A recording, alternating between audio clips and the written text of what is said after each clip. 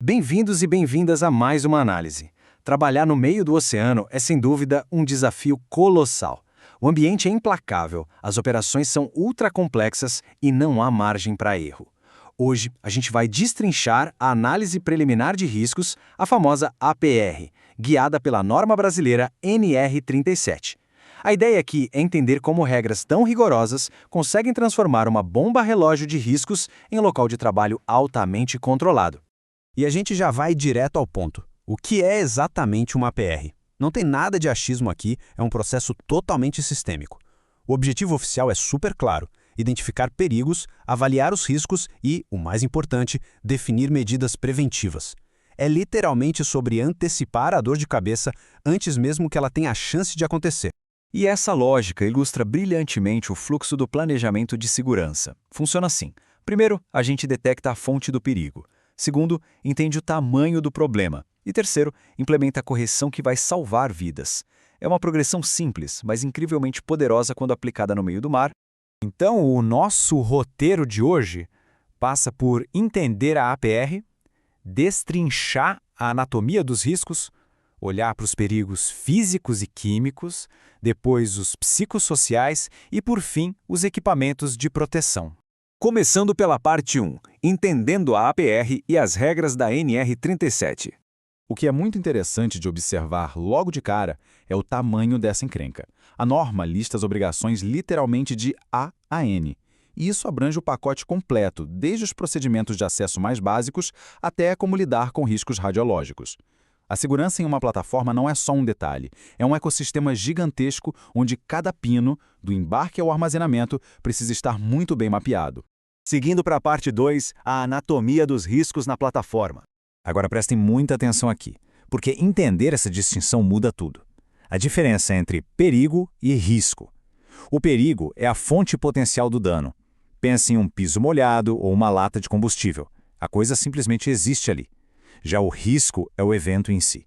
A chance real de alguém escorregar naquele piso ou a probabilidade daquilo explodir.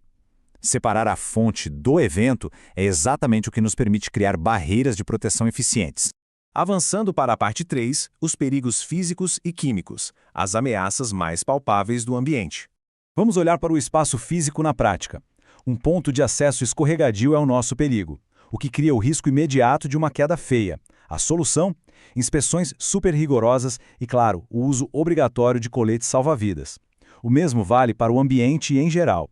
Muito ruído ou calor extremo exige sinalização clara e proteção coletiva contínua para evitar perda auditiva ou estresse térmico na equipe.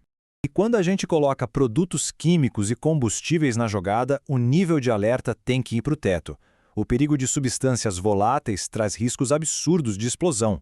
Isso significa controle de ignição absoluto e detectores de gás por toda parte. E para os químicos, não tem como fugir da famosa FISPOC, a ficha de informações de segurança.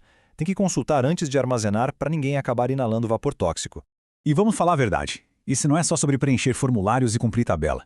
Se essa análise falhar, as consequências são devastadoras. Estamos falando de fraturas, amputações, queimaduras químicas severas e, no pior dos casos, fatalidades. Aplicar essas recomendações com rigor é literalmente uma questão de vida ou morte. Isso nos leva à parte 4, os riscos psicossociais e o cenário de emergências. Porque, convenhamos, nem todo perigo dá para ver ou tocar. Trabalhar confinado no meio do oceano, encarando turnos gigantescos, cria um risco gigantesco de fadiga extrema e estresse. A tensão vai lá para baixo.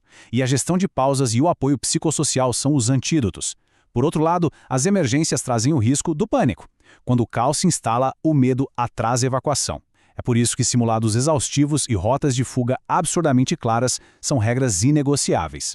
E as apostas aqui são incrivelmente altas.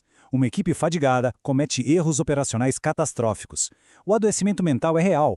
E numa emergência mal administrada, o pânico não causa apenas perdas humanas, mas pode gerar danos ambientais no nível sem precedentes. A mente de quem trabalha lá é uma válvula de segurança tão crucial quanto as de aço. Chegando na parte 5, os nossos equipamentos de proteção essenciais. Para quebrar de vez essa cadeia de perigos e danos, entram em cena duas linhas de defesa vitais. De um lado, os equipamentos de proteção coletiva, os EPCs, que são desenhados para proteger todo o ambiente. Do outro, os equipamentos de proteção individual, os famosos EPIs, que são basicamente a armadura de cada trabalhador. Pensem nos EPCs como as salvaguardas estruturais da plataforma. São aqueles guarda-corpos pesados, evitando que alguém caia no mar, toda aquela sinalização visual espalhada, os extintores estratégicos e até os chuveiros de emergência. Eles ficam lá, passivos, protegendo todo mundo na área ao mesmo tempo. Já os EPIs são escudos hiperpessoais. Eles entram no jogo quando a barreira coletiva simplesmente não dá conta de eliminar o risco sozinha. Estamos falando de capacetes, botas super reforçadas, protetores auriculares para o barulho das máquinas e respiradores específicos para tarefas complexas. No fim das contas, a essência de tudo isso se resume a prevenir acidentes e proteger vidas. Todo aquele jargão técnico serve justamente para isso. E para fechar a nossa análise, fica aqui a provocação. Se a gente mapeia cada perigo, calcula cada risco e exige cada equipamento de proteção, o que ainda falta para que incidentes no mar sejam absolutamente zero? Será que o elo mais fraco é sempre o comportamento humano? Ou a gente ainda não enxergou todos os riscos? Vale a reflexão. Muito obrigado por acompanharem essa análise e até a próxima.